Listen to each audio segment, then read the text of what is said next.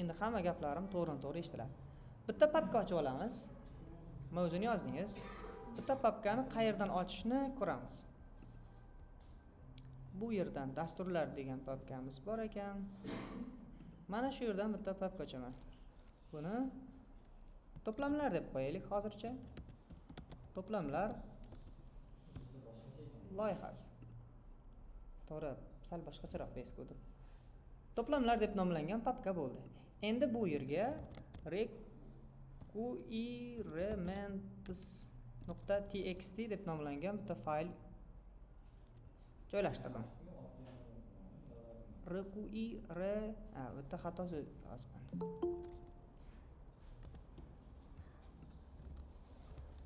Ulanish so'rovini jo'natganlar ham bor. Qo'shamiz. Keling. Endi mana bu yerda men bitta tayyor loyiha sifatida Streamlitdan foydalanaman. Agar Streamlit haqida to'liqroq ma'lumot olmoqchi bo'lsangiz, men o'zim YouTube kanalimda bu bo'yicha 3 ta dars qilib qo'yganman. Ko'rdingizmi? Men YouTube kanalimga kirsangiz 3 ta dars qilingan. Aynan mana shu Streamlit haqida. Bu tez tayyor bo'ladigan loyiha. Hali 3-darsga, 4-darsga kelayotganimiz yo'q. Vallohu alam mana shu qilayotgan ishimiz balkim o'sha 4-darsimiz bo'lar. Bu sizga bog'liq. Endi bu yaratayotgan mana bu requirements deb nomlangan faylni ichiga o'rnatishimiz kerak bo'ladigan kutubxonalarni yozamiz. So'rang.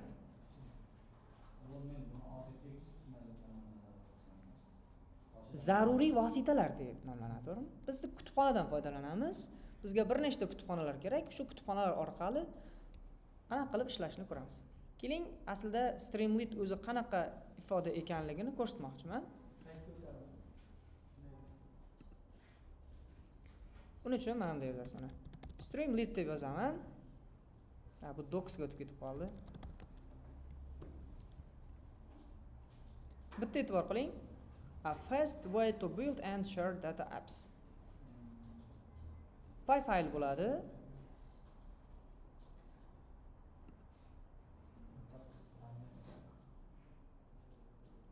Ana shu ma'lumotni yozsangiz, my first app deb yozib chiqadi.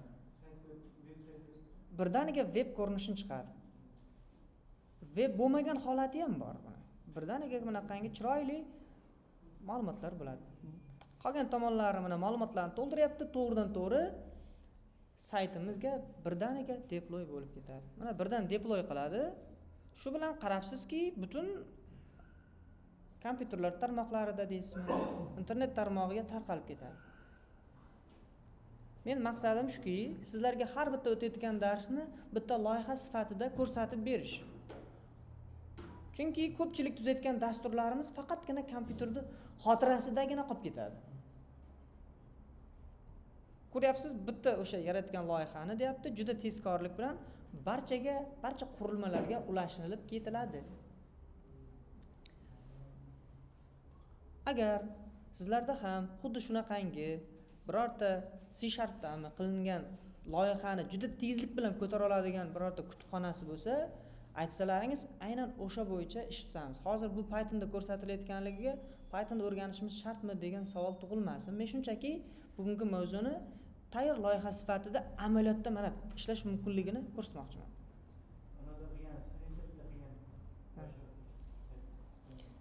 Bu hozir bu holatda hech qanaqa sun'iy intellektdan foydalanmaymiz. Biz shunchaki mavjud to'plamlar bilan ishlashni tayyor loyiha sifatida ko'rib beramiz.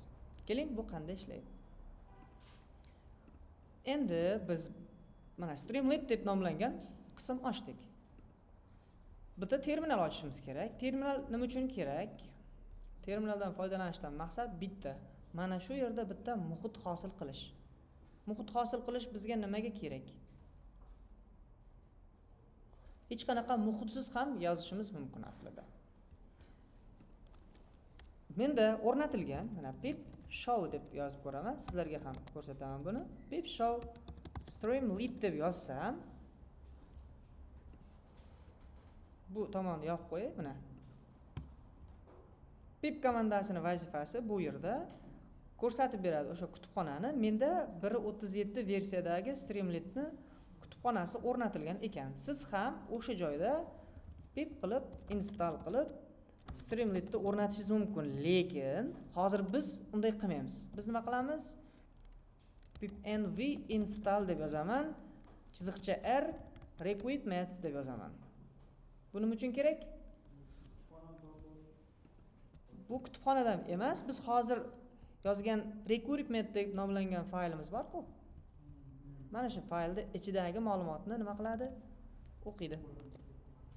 Mana pip env deb nomlangani environment. Pip bu o'rnatish buyrug'i, env degan environment, ya'ni muhit ichiga o'rnatadi. Mana shu yerdagi barcha kutubxonalarni. Biz buni o'chirib tashlaymiz, chunki bu yerda kerak emas bu. Sababi bu joyda faqatgina kutubxona nomlari turishi kerak. Yana siz yozishingiz mumkin, misol uchun requests deb nomlangan so'rovlar bilan ishlaydigan qismlar bor. Bu requests kutubxonasi agar sizda kurs ishlaringizda bo'ladigan bo'lsa, kurs ishida API lar bilan ishlaydigan kurs ishi bo'lishi mumkin sizlarda. API tokenlar bilan. Deylik, Telegram bot yaratish uchun ham API token olinadi. Xuddi shunaqangi API-li so'rovli ma'lumotlarda ishlatiladi. Biz yozgan pipenv install r requirements da bitta enter bosib yuboraman. Ozgina kutamiz. E'tibor qiling, nima degan yozuv chiqdi? Bizda virtual env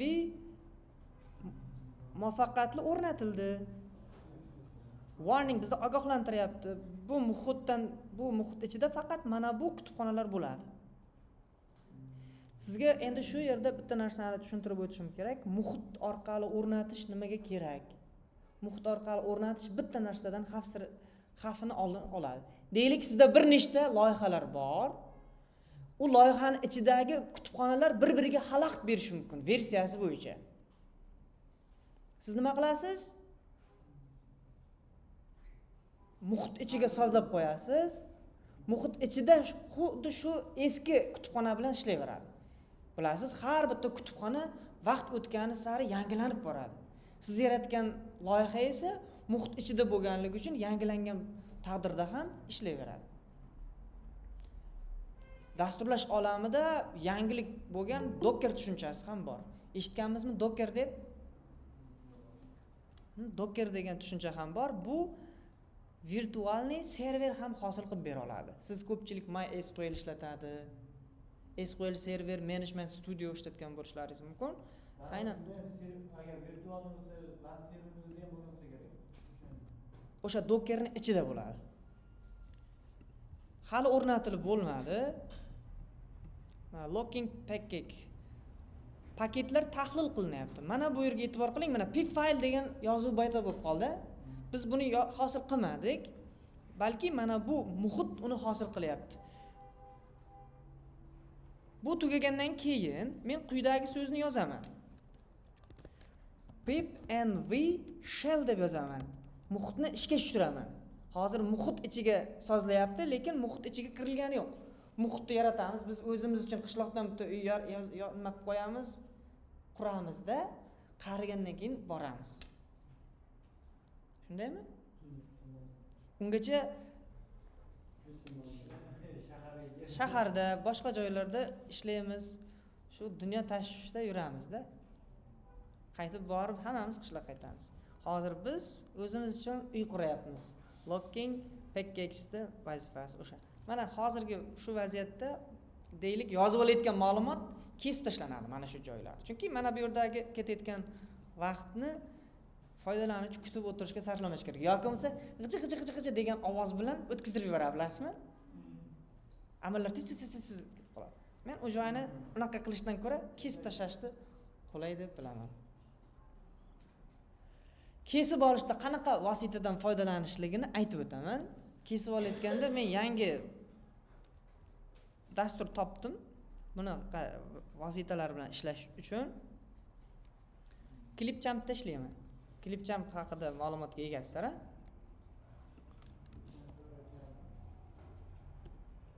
App Clipchamp orqali men videolarni tahrir qilaman. Oldin CapCut'dan foydalanayotgan edim. CapCut shu pullikka o'tib ketib qoldi. Ko'pchilik narsalarini professional sifatida foydalanib bo'lmay qoldi. Clipchampga o'tib oldim. Buning uchun Google akkauntingiz bo'lishi kerak yoki Microsoft akkauntingiz bo'lishi kerak. Tavsiya etaman Microsoft akkauntingiz bilan o'tishni.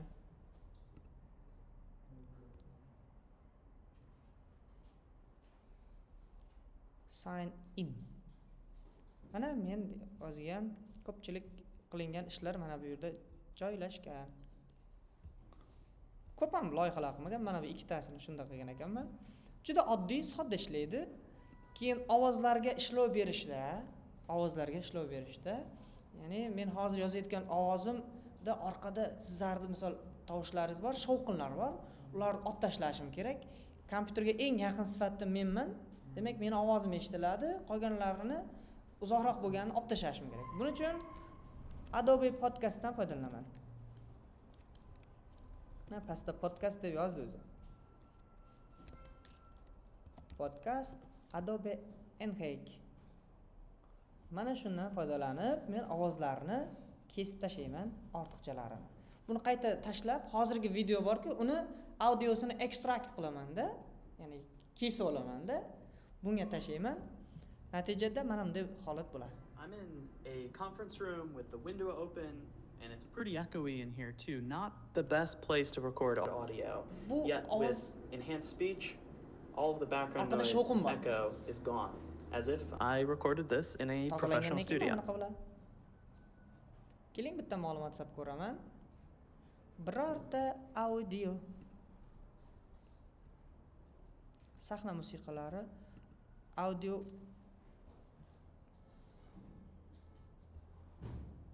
birorta audio kerak bo'layapti. Mana audio OGG ni qo'yaylikchi.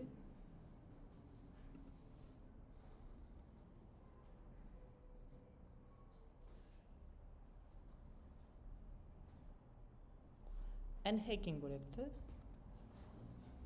Buni locking package, hali paketlar.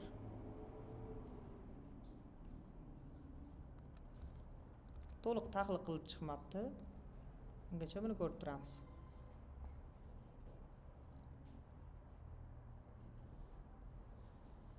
Mana bu yerda pauza ham bo'ladi.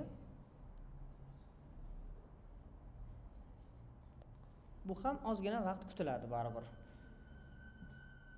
Bilasizmi, bunaqa ishlarni qilishga odatda sabrli bo'lish kerak. Men esimda o'tgan ancha vaqt bo'lib qoldi. Bir ertak qildim. O'sha ertakni tayyorlash uchun o'zi bor yo'g'i 2 minutga ham yetmaydigan ertak uchun 4 soat vaqt ketdi. 2 minutga yetmaydigan audio uchun 4 soat vaqt sarflash hammani ham yetmaydi, sabrga yetmaydi. Bor yo'g'i boya aytganingizdek bir oddiy odam ko'rsa alam qiladi deysiz. Mayli bitta odam ko'rgan bo'lsa ham xursand bo'lavering. Keyin bagi men shu ma'lumotlar narsa qo'yaman deb vaqtingizni ko'p ketib qo'yingda. Endi isangiz men tezroq. Ha, nisbatan tezroq bo'ladi. Keyin qayerda nima qilib bo'lgan. Mana hech xakerlikka qiziqib ko'rgansiz? Xakerlikka xaker. Ha, hamma qiziqib ko'radi bu dastlab. Maniga hayot bormi? Turman ichida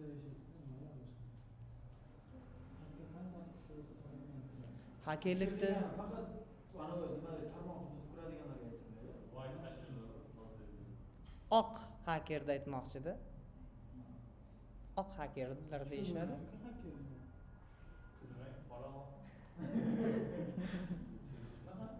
Rostdan shunday.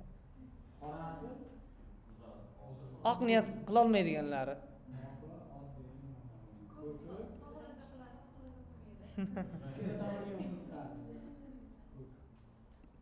Ikkalasini ham eplaydiganlaricha. Locking package. Biz paketimizni ko'p o'rnatib yubordik, hech qisi yo'q. Men bu yerda davom etaman, chunki asosiy kutubxonamda o'rnatilgan ManPy deb nomlangan bitta fayl hosil qilaman.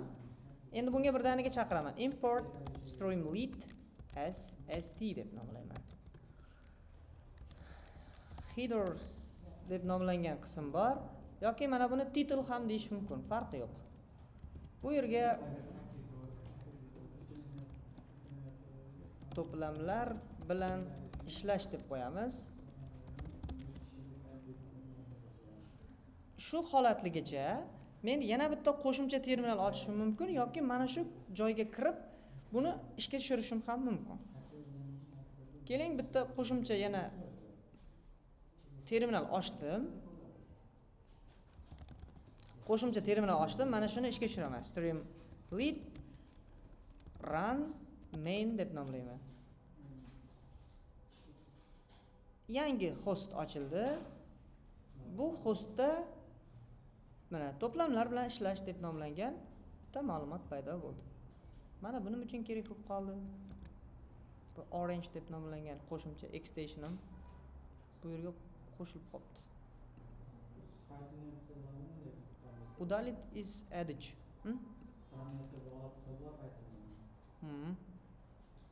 Endi mana buni tagidan bizga to'plamlar kerak bo'ladi.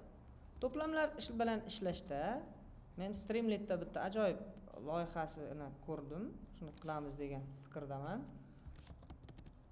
Docs deb yoza qolaylik. Birdaniga kutubxonasiga o'tib ketadi. Men mana bunaqa qilib foydalanishni tavsiya bermoqchiman. Mana bunaqa ko'rinishda. Multi tags deb nomlanadi. Hozir yana bittasi bor. Multi selectdan foydalanamiz. Ko'p qatorli kiritishdan foydalanamiz. Buni tayyor kodi ham bor. Bittalab o'zimiz tuzib chiqsak ham bo'ladi. Tuzishga yordam ham beradi. Mana multi select deb nomlangan Streamlitda tayyor qismi bor. Pastda ma'lumot keltirilgan. Shundan nusxa olsangiz ham bo'ladi. Buni qanday ishlayotganligiga keling, o'zimizning kodiga qo'yamizda to'g'rilaymiz. Lekin bu to'plamlar haqida emas. Bu shunchaki ma'lumot. Endi keling, mana bunda qanday ishlayapti. Ko'ryapsiz? Bu yerda ranglar bor. Green, yellow, red, blue ko'rinishda. Chiqayotgan natijamiz ham to'plam ko'rinishda. Biz bu yerdagi ma'lumotlarni olamiz, to'plam emas. Hozircha faqatgina list ko'rinishda turibdi. Endi mana shu ma'lumotni tashqariga olib chiqamiz.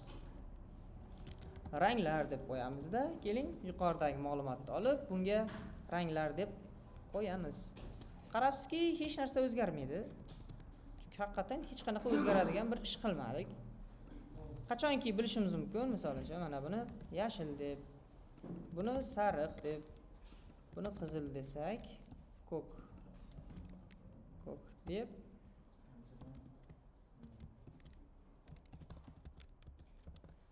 desakkina o'zgaradi. Xo'p, yellow so'zini xato olgansiz debdi. Chunki mana ranglar palitrasida mana bu kerak emas.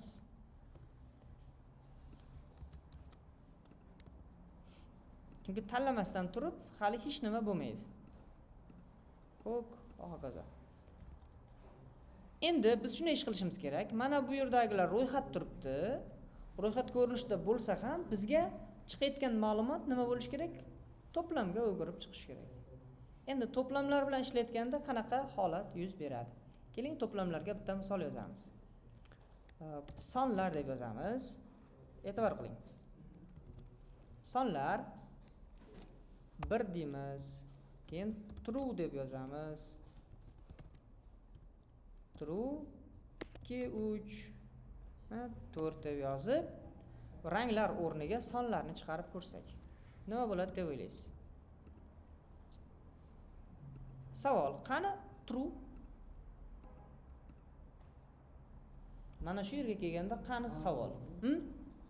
Hozir bu o'ziga avtomatik javob chiqarib beradi. Ha? Biz shunchaki STWrite dan foydalandik xolos. Hali bu tomonda paketni tahlil qilib yotibdi. Yana ko'paytirsa, masalan,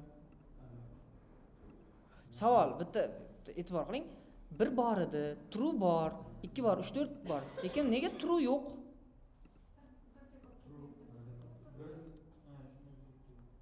Eslaringizda bo'lsa, biz mana buni hozir to'plam sifatida shakllantirib oldik. To'plamlar qoidasida bitta ma'lumot faqat bir marta qatnashadi. Vaholanki true so'zi bizda 1 degan qiymatni beradi, to'g'rimi? 1 degan. Keling buni mana bunday qilib ham yozib ko'ramiz. False deb yozib ko'ramiz. Bitta yangilaymiz. Mana false chiqdi-ya, ajoyib. Endi uni rad etadigan bitta sabab qilamiz. Ya'ni 0 ni yozamiz. Bitta yangilaymiz. Qarabsizki false turibdi. Nega? Chunki bu yerda saqlanadi.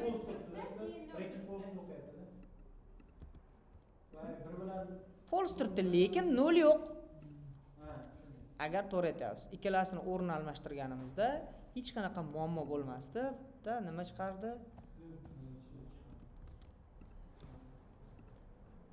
Mana 0 chiqdi. Sababi bu yerda faqatgina birinchi kiruvchi elementni qabul qiladi. Qolgan elementlar ma'lumot sifatida olmaydi. Bizga endi shunday ish qilishimiz kerak, ma'lumotlarni qo'lda kiritishimiz kerak, og'aynilar.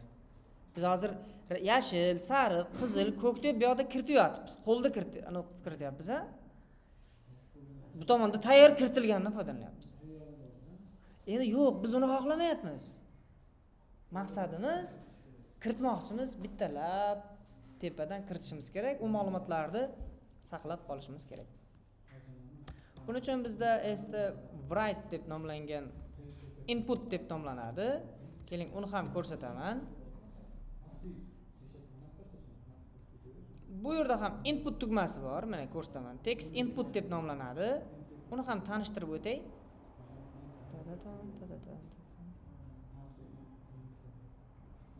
Mana. Bu time input ekan, text input uchun mana bunaqa kirituvchi ma'lumot bor. text input deb yozamiz.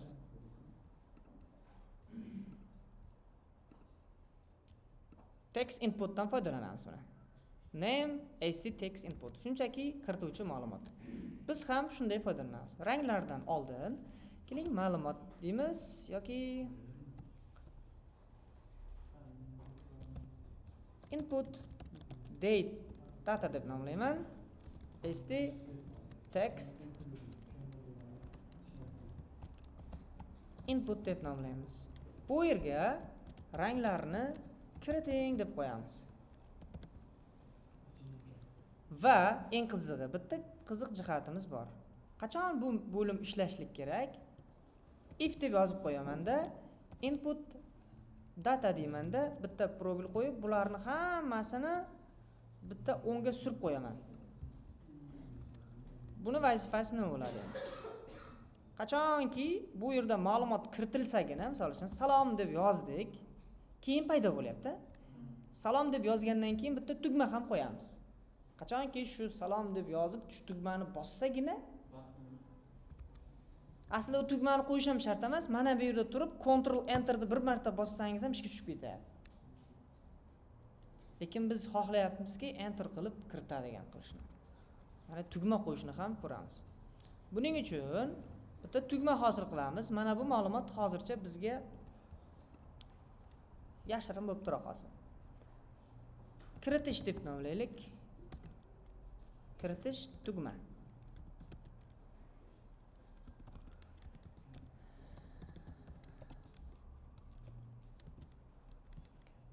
Bajarish deb qo'yamiz va mana bu yerga end bilan kiritish tugmasi deb qo'yamiz. Natijada ikkita amal birdaniga bajarilsagina, ya'ni salom deb yozganingiz bilan ham, lekin hech nima bo'lmagan holatda nima emaslik kerak? Ishlamaslik kerak. Bu yerga biz salom deb yozdik, rang kiriting dedik, salom deb chiqdi-da, mana bu ro'yxatning ichida salom turish kerak. Tushunyapsizmi? Xo'p, buni qanday qilamiz? Inputdan kirgan ma'lumot mana bu yerda turibdi. Sonlar degan elementimiz bor. Xo'p, endi e'tibor qiling. To'plamlar ustida qanaqa ishlar qilinishi mumkin? Addition degan ish bor. Bu yerga to'plam ichiga dast avval buni o'chirib tashlayman. Sonlar deb nomlangan nima hosil qilishim kerak? Bo'sh to'plam hosil qilishim kerak. Hamda mana bu yerga input date ni qo'ysam. Nima kirsak, siz qaysi rangni yoqtirasiz degan so'z bor. Siz qaysi ranglarni yoqtirasiz? qisqaroq. Bitta yangilaymiz. Qattiqroq yangilaylik. Ranglarni kiriting dedik. Misol uchun sariq dedim. Xo'p, attribute error dict object has no attribute addition.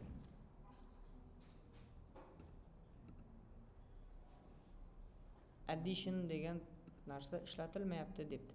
Keling, endi kiruvchi ma'lumotning tipini bilib olaylik. Ya'ni biz kiritgan ma'lumotimiz qanaqa tipda kelyapti. Bu nimaga yordam beradi? To'plam ichidagi ma'lumot nima ekanligini bilish uchun. Ya'ni kiritgan ma'lumotimiz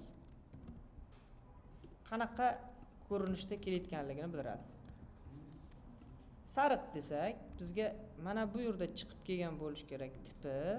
Chunki printga bergan edik. String ko'rinishda kelyapti mana. String ko'rinishda bu ma'lumot mana bu yerga kelyapti-yu, lekin esingizda bo'lsa, bu yerda to'plamlar ustida addition'ni bunday qilarmikan? Bitta ko'rib olamiz. Men mana bu yerda to'plamlar haqida ma'lumot ochib qo'ygan edim. vschool.com da olingan mana. To'plamlar haqida bu yerda ma'lumot keltirilgan. To'plamlarni chiqarish uchun sal pastroqqa tushamiz. Aynan ma'lumot kiritish qanaqa bo'ladi? Biz yuqorida aytgan qiymatlarni aytishibdi. False true ko'rinishda ifodalar uzunligi muammo emas. To'plamlarni endi bir-biriga birlashtirishni aytgan bo'lsa kerak. Tipi set bo'ladi deyapti. Type oddiy ifodani ham set ko'rinishga o'tkazishda aytibdi-yu, no, lekin ular ustida bajariladigan amalni aytmabdi. Unda bunday qilamiz. Xo'p, bu yerda mana bunisidan foydalansak degan fikr bor menda. Dastavval oddiy ro'yxat qilib kiritamizda, o'sha ro'yxatni to'plam deb e'lon qilib qo'ysak.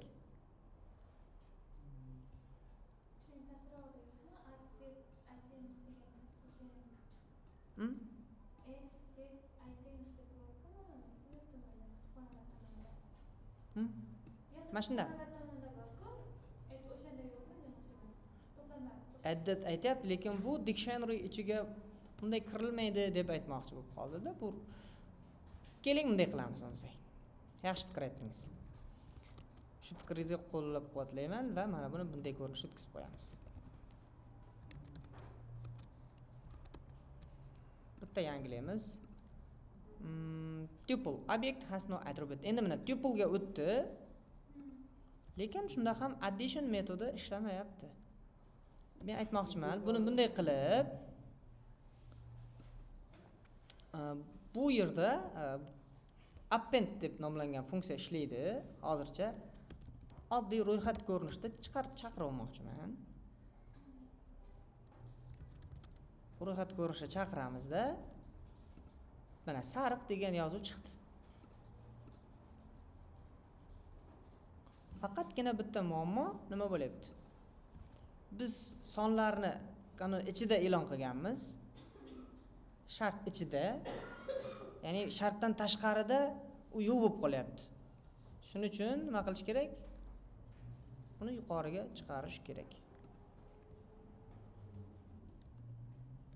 Tushunlaringizmi? Yo tepaga chiqarib qo'ysangiz ham bo'ladi. Maqsad buni yuqoridan e'lon qilib qo'yibmiz deylik.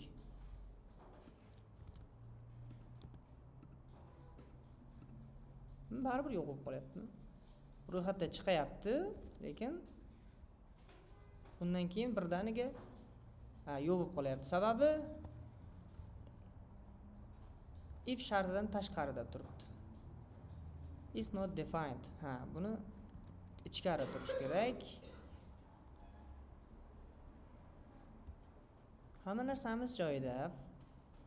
Faqatgina nima muammo bo'lyapti? Sonlarni oldik. Sonlar emas, sonlar deb o'zgaruvchi e'lon qilmam. Endi mana bu sonlarimiz nimaga aylandi?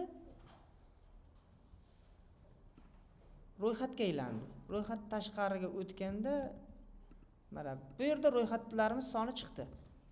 Endi bu ishni bir necha marotaba qilsak-chi.